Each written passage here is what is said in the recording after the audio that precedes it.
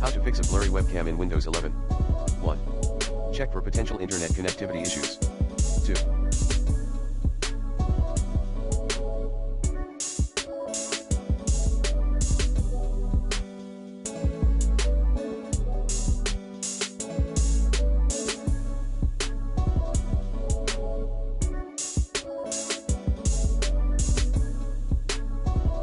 Reset the camera app.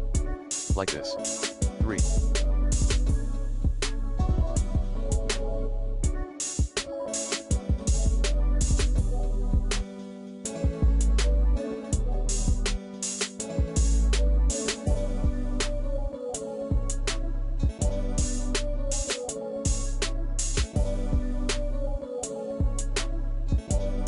Uninstall then reinstall the camera's drivers using the recommended Avast driver updater in this video guide.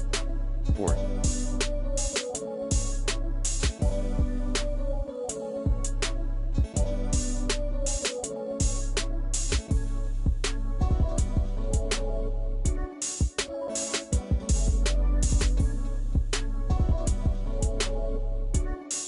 Reinstall the graphic drivers. 5. Run the camera troubleshooter. 6.